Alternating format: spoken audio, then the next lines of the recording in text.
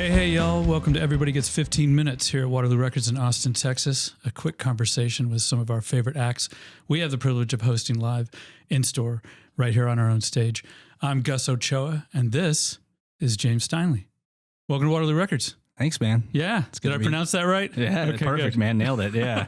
No, it's good to be at the new spot, and you nailed the pronunciation. That's killer. I love it. I respond to all pronunciation variations of that last name. I've had a similar situation with my last name being Ochoa. Sure. Yeah. Growing up here, it was a challenge for some. No doubt. Have you been in the new store yet? Is this your first time? First time coming in. Yeah. It's really, really cool. Yeah. I mean, I love the old spot too, but the space is so cool, kind of dropping in the stairs and coming around the corner, just this huge expanse of wax. Yeah, it's more of a sort of wide open layout. Sure. Were you able to play our stage at the older store? No, I never did it in store. Yeah, I kind of the last record I pressed to vinyl was I recorded it in 2019, put it out in 2020. Bruce Robinson produced, and that was the last time I did it. And release night of that was, the first news coverage of COVID. Oh my so gosh. it was not destined for a successful release. In hindsight, it is what it is. But yeah, I mean, it was a brutal time for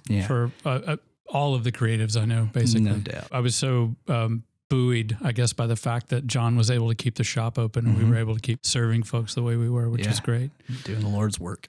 Yeah. So we're here for Heat of the Morning. Your new record. Heat of the Morning, yeah. Right. Yeah, you've got Gathering Crowd and Growing in the Dark. Gathering, so my first listen to this, it reminded me of Austin Stambaugh a little bit. Do you know Austin? Yeah, dude. Man, he's a good friend, and he's like one of my Mount Rushmore of young songwriters. And my girlfriend almost killed him. Not actually in a violent way. She made a salad when he was staying with us in Virginia, where I lived last year, and we were out in the middle of the woods in a cabin, and she didn't realize that he had basically an anaphylactic level food allergy to cucumbers, and she was making the salad and had prepped the dressing, and he tried it, and he's like, "There's not a cucumber in here, by the way."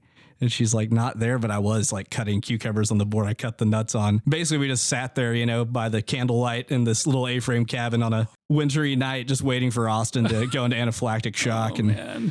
Yeah, that would have been not good. Yeah, to be clear, I'm laughing at the near miss. I'm not laughing at Austin. Oh no, we can laugh at it. Yeah, no, he was like, all right, whatever. Well, that tune really, the conversational quality, I think, reminds me of some of the things I've heard him do. Yeah, definitely. Which I really enjoy versus a traditional sort of like a delivery of a song. Yeah. Talk a little bit about that tune and where it comes from.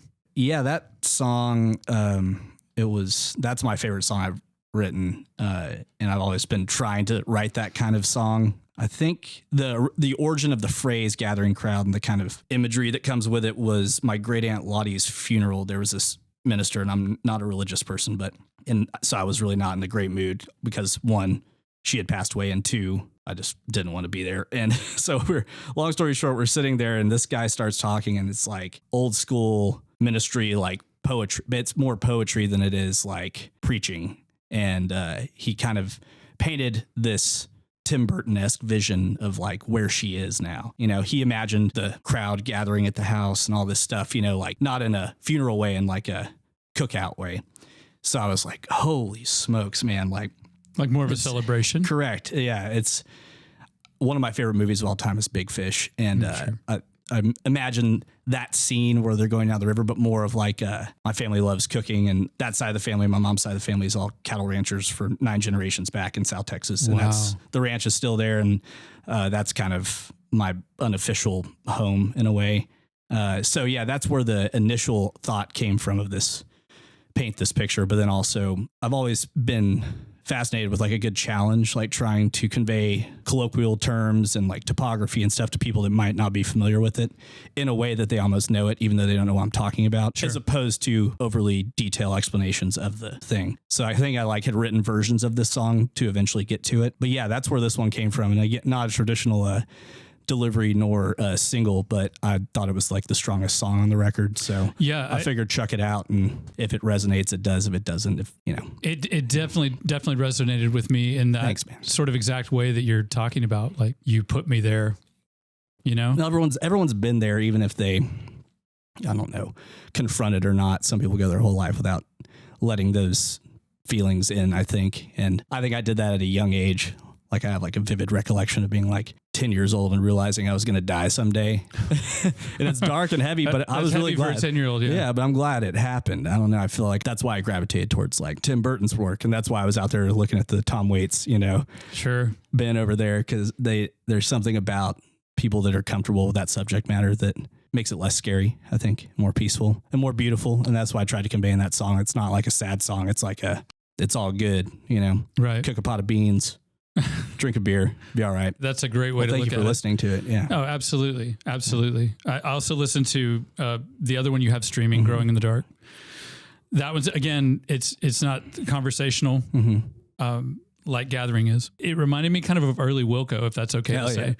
I'm like, that's exactly what I wanted to hear with this record. I'm like, James Steinle, thanks for being here. I'm going to talk about Austin Stambaugh and Wilco. No, those are two heroes. Oh, so, that's fantastic. Yeah. It absolutely kind of got me from the beginning, and it fell in that kind of same wheelhouse. Sure. Yeah. Well, Tweedy's so minimalist most of the time, which is what I love about him. And previously, I think my like writing trajectory has been to try and distill things down into, which of course that's what you do when you write a song, but like, I mean, in a more, not abstract way, but a more concise way. And, Tweedy's like the maestro of that, even though he's a little more loose sometimes, like he talked about in his book, like, sometimes open up to a page and like stick his finger on a few words and like make it happen. Sure. I think he gives himself less credit than he deserves in that regard. They're very like in the Shins. I'd say like James Mercer in the Shins, and like Gone for Good was like a anthem of my childhood. And I think those kind of just a lot with not as many words is important. So the Wilco thing is great. Like I was trying to make this record kind of sound like Hill Country Wilco. Was kind of like the reference.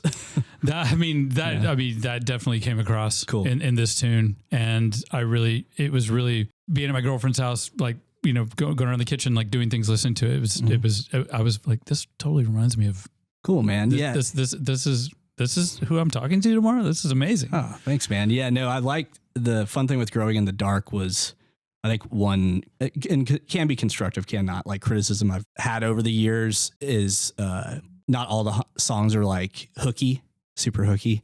So and I've always kind of intentionally done that because I like the more free form, like heavy verse, like focus on the verses and have the chorus be there. And sometimes it's important to like really have a big chorus, but like my strength is like the imagery I do in the verse is what I learned at like a pretty young artistic age in that sense. But with this song, I've been having fun with this record and the last one, kind of doing the almost spoken word, like kind of sing-songy like spoken word, and then have a very melodic chorus that's like repetitive, that kind of is the hook, And that's been fun to do because it's a contrast thing. It makes those spoken moments like not as unbearable for people that aren't hip to that or don't dig it. So I have a song called Over the Moon on the record I did before this, and it has, like I'm like down the road over the moon, and then all the verses are spoken. And then so this was like the evolutionary next step of that song, I think, is Growing in the Dark. I mean, as a songwriter, how do you decide on what delivery to go with, like verses? We're talking about the difference between these two tunes. I think tone. Yeah, tone is like lyrical tone to me, not like a amp tone is always something I've like gravitated towards songwriters that have a good grasp of like that. And like, I don't know. There are some songs, of course, they're like so brutally sad, you have to make them like upbeat and try and disguise that in a way. Whereas I try and find the middle ground where it's like, all right, I can do that, but like, how do I also make this impact the person that's listening?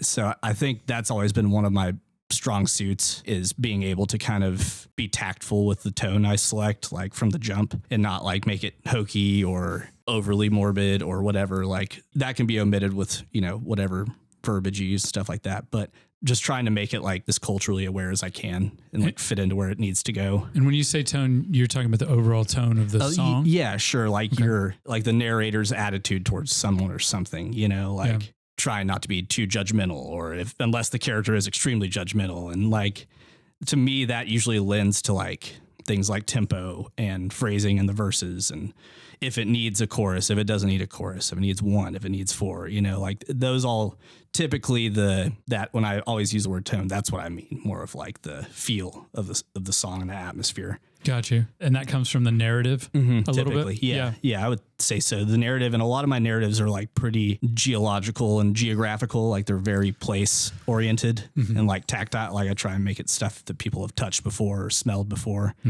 And yeah, that informs it a lot for sure. In terms of whether I want someone to like slow down and listen and try and imagine they're in that place. Like if I had a gathering crowd as like a loping Eddie Arnold or Marty Robbins song, it wouldn't do it. I mean, it'd be fine, but it'd sound like Rio Bravo. It wouldn't sound like we've all been here in this place, even though it might look different and smell different, but like you have been here. Yeah. And that's what my friend Mike Ethan Messick, he's one of my favorite Texas songwriters, and he lives in New Braunfels, and he's a great writer. Does a lot of like music reviews and things like that. I used to do them more, but he always says like when you capture something in resin, you know, that's like his thing. Like, it's like a high compliment. Like, and he told me when I first wrote that song, so I'll send him stuff, and he's like, yeah, you captured something in resin with that one. And so that's kind of the goal, I think. It's really good to have somebody to bounce stuff off of like that too. That's fantastic. When you're developing, I guess, a sound and you're thinking about songwriting, I went back and I listened to a little bit of the 2018 South Texas Homecoming. It's a great sounding record. Thank you, man. Yeah. It feels more produced, I think, for lack of a better term. I don't know how to say it than the more recent releases that I was listening to, which isn't a here nor there kind of thing. No, sure. That's accurate. But the newer tunes gave me a more kind of core in the room kind of feel. Can you talk about like the evolution of your sound, like since over the past several years to where you are now, and with Heat of the Morning, with Growing in the Dark, and Gathering Crowd? Yeah, no doubt. Yeah, that record was, it had gotten to a point where I went to UT and was playing open mics around town. I'd play the Green Mesquite and Cactus Cafe and Mellow Mushroom on the Drag, RIP, and whatever. Well, that building's been infinity things over the years. Sure. But sure. Yeah, I was really doing that a lot, and was kind of not frustrated, but I felt like I was getting to the point where I could finally book some shows. And I would do a regular gig at a place up the Drag close to Dirty Martin's called the Love Goat. I'd play every Wednesday for 2 years, and that was those were some times. Interesting bar with a name like the Love Goat. Yeah, behind the stage. How could it not be? Yeah, behind the stage. That was the decor. It was two goats having a time with each other. It was special. Just loving each other. Yeah, just love. That was love. Putting it out in the open. Anyways, I had gotten to the point where I was like, I really need to start playing somewhere other than this and get around some peers. At that point, I started spending time at the Buzz Mill with a guy named Tate Mayu. And I love Tate. Yeah, so Mayu and Broussard guys were basically the first people that ever like pulled me up onto a real stage. That was probably 2013. 14. He's so awesome. And he's the man. Yeah. Sorry, I don't want to sidetrack. I just wanted to throw it out there. Yeah. I think he should be like the chairman of music in Austin. I'm gonna let that materialize out there in the ether. It's just like, he's not like involved with any bureau or anything. He's just like the guy. Sure. And the tax dollars go to him. That's what I want for Tate. Every time he shows up, it's just, the room is just brighter. Yeah. He's the man, one of one. Yeah. But I started playing with them, and I really needed something. I had an EP out, but I really needed something that was like, this is kind of what I do. There's a record. And it was just happenstance. I'd graduated and I was working at a place called Uptown Modern. That's a mid-century modern furniture store up on Burnett. My old high school coach, who's also an artist and songwriter, had left the teaching world and was working there, and basically texted me out of the blue. It was like, hey, you need a job? I got you one. So it was all songwriters. We all refinished furniture. That's really cool. Random. Yeah. Taylor Englert from Silverado, he worked with me. We were the shop boys. That's what we call ourselves. But love that. Long story short, I needed something to like book gigs and actually start to try and get out of the region. John Ross Silva, who's a great producer, who worked at Cedar Creek for a long time. He was on his way out, and my friend Chris had made records with him and was really close. And basically John's like, I'm done. I'm getting out of the music business kind of. And I have, open studio time that you don't really have to pay for. Just come on. And like, what a gift. And you pay the session guys, and we'll get it banged out in short order. And so just kind of stumbled into, a couple under the table days at Cedar Creek right at the end. Jimmy LaFave had passed away, and it was kind of right there when, and it's still kicking, but it was kind of a transition period, and I got to sneak in the gap. So that's where South Texas Homecoming was recorded, and it was incredible players, big production, which was kind of tailored towards the Texas country scene. Yeah, it's really tight. Yeah, I mean, it's really like, I could see, a lot of dancing happening to that record. And that was the players on that. And Richie Millsap, who plays drums with John Fogerty now, Jeff Queen on steel, Brian Bacon, who plays with Robert O'Keen on fiddle and mandolin, Scott Davis, who is one of my favorite guitarists of all time. He played multiple things. So really just like a chops band, and we just kind of cranked it out in a couple days. But the trajectory from there on kind of was like, I think I started getting more confident in my songwriting and realizing I'm not like a traditionally gifted singer. I'm not an entertainer by nature. So it's kind of hard to like, once I get going, I'm there, but it's a lot of anxiety and things like, so I tried to kind of write myself into success, into a sustainable, like long-term lifestyle. I think was kind of the goal for me. Like, yeah. Someone told me that along the way, that they're like, dude, you're a lifer. You're not like, if you have any delusions of like whatever. And I'm like, it made sense because I gravitated towards lifers, people that kind of just kept working until they finally made their best record at like age 45 or 50 or something. I love that, actually, the idea of music or, art in general, just sort of being another aspect of your life. It's like, this is what I do, whatever level it happens at. Yeah. And I've done a lot of different things since I started, after 2020, I kind of derailed like a lot of people did. And initially when I went to UT, my goal was to eventually be a brewer, distiller. I was majoring in biology, and I went back into this online program in distilling and worked at a bunch of distilleries in the Hill Country, and then moved to Virginia with my girlfriend and managed a malt house for a year. That's where Growing in the Dark actually came from, because when you run a malt house, you're basically steeping grains, letting them start to germinate, and then you arrest the germination process and dry it out. And that basically makes starch fermentable by yeast to make alcohol. So it's kind of like I learned so much, like sitting down and talking to people in this format. I love that. Wow. No, it was great. Yeah. So I was doing, and I love malting. It was like one of the best smelling jobs I've ever had, except for when you had to clean out what you call the Saladin boxes, where you let all the grain start to chit out, is what they call it. Okay. But long story short, that room was a dark room that all this grain in there was basically being tricked into growing, thinking it was in the ground, which is where Growing in the Dark as a principle came from. But to me, I finally, in like all the crappy warehouse gigs I've worked over the past decade, like that was a good one. And my boss was very supportive. I thought that was strikingly similar to the plight of lifers, like, cause these seeds can sit there after harvest in these bags in a warehouse for years. And then you stick them underwater for a couple of days and they start to grow without any soil or any light or anything. I just thought that was so rad. There's my Aunt Martha. Heck yeah. She used to work for PBS. Martha.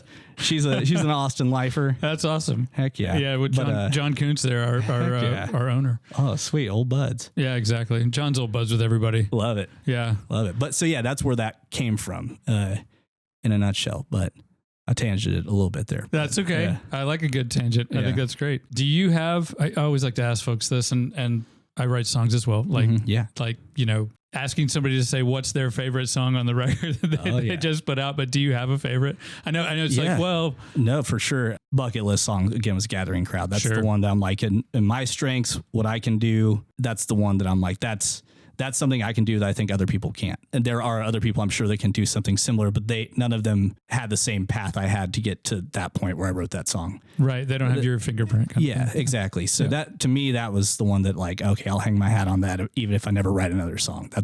That was a good one. I like Old Amsterdam a lot. That was kind of the one that was back and forth. I'd written, again, a lot of versions of these songs. I keep like editing and rebuilding them and trying to like find a better version of the song. Like they don't sound like that song. They're just the same thing, I guess. If you want to, yeah, like I'm chasing the same feeling or something. But Old Amsterdam, I think, is like the final version of the song I've written like 5 versions of. And I was touring in the Netherlands with Garrett T. Capps, who's like a good friend of mine, and he's a total character. I had convinced them to walk across town after a show.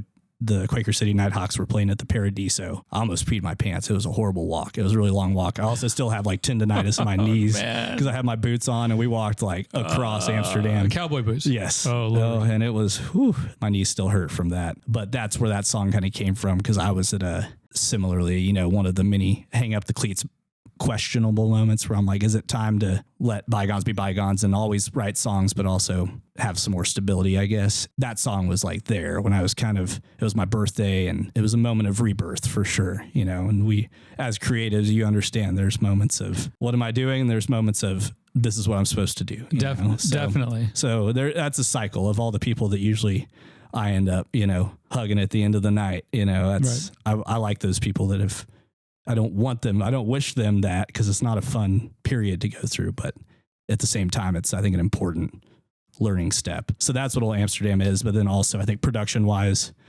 David Beck, who co-produced this with me and my last record, The Echo Sound, he's an incredible multi-instrumentalist bass player. He was in a band called Sons of Fathers and Blue Healer. And his dad, Bill Whitbeck, is a incredible bass player for Robert Earl Keen. And David and I get along well because we're from a similar geographical place. We have similar influences. Mm-hmm.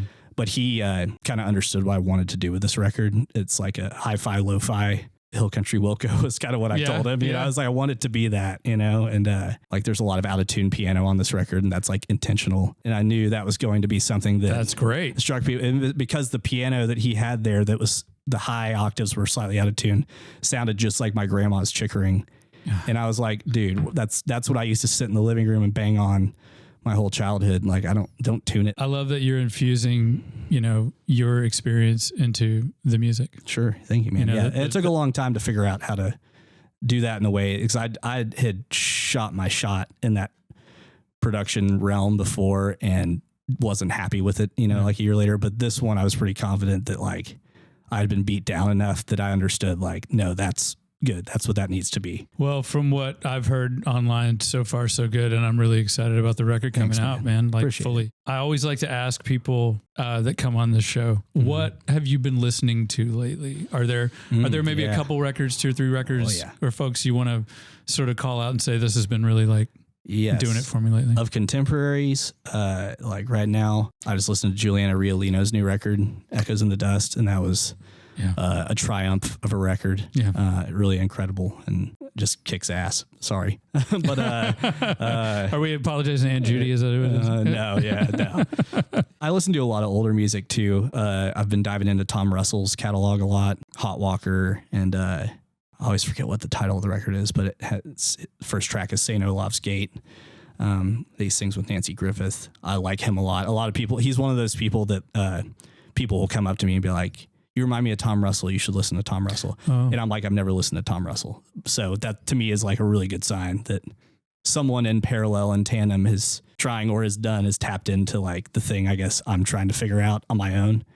Is kind of always a compliment. Like that's how I came to Springsteen's Nebraska. Like years ago, someone's like, talk about a record. Yeah. Like, no, you sound like Springsteen, Nebraska. I'm like, I've never heard that record. I got to listen to it. And that's how I went down the Springsteen rabbit hole and really kind of like changed my perception of him and his music. Cause I'd only heard, the big Chug produced rock songs, Born in the USA and stuff. I hadn't heard, Darkness on the Edge of Town and all that, which his early stuff is amazing. It's crazy. Like the early records are crazy. Speaking of, like I was never sitting on the front porch of the house. He describes so much. He uses porches. And I think that's probably where like the idea of the porch and gathering crowd maybe started to come from. Is like I'd never been there, but I'd seen like a row home in Philly and I'd seen row homes in New York. And I know he's probably talking about Jersey, but like I could feel that. I've never been there, but I could feel exactly what he was talking about. So yeah, Springsteen for sure. That's one. And I'm always revisiting Racing in the Street and a lot of stuff like that. But yeah, I've been listening to a lot of kind of slow, and I always gravitate towards slow introspective stuff. But like these days right now, it feels like that's what I need. I just need some silence or some melody or some, not turn the noise up to try and pretend all the stuff that's happening in the world isn't happening. Just kind of like slow it down, regroup, and then, then I can get back to my Slayer phase. Get a little, Christ Illusions and all that good stuff, yeah. Well, I think a lot of folks are going to have that experience too if they go and check out your stuff online. His album, Heat of the Morning, is out November 7th. Get it here at Waterloo Records. You can follow him on Instagram at Steinle Songs, or keep up with everything James Steinle on his website, jamessteinle.com. James Steinle, thank you for your time. Thank you, Gus. Appreciate it, man. And thank you all out there for listening. You can follow us on Instagram at Waterloo Records, at Waterloo_Sound for our Dolby Atmos studio, at Waterloo_Wheels to follow the ongoing adventures of our Waterloo van, and of course at Unofficial Dogs of Waterloo to follow our canine friends that stop in the store and visit us. I'd like to thank Cory Reinisch, our marketing manager, Allie Lingren, our in-house engineer, Audio-Technica for providing the mics and the headphones, and of course the hardest working staff on the planet without which none of this is possible. I'm Gus Ochoa. See y'all next time. And until then, support the artists you love, Support your local record store. And if you're in Austin, stop in and say, hey, we'd love to see you. Adios, y'all.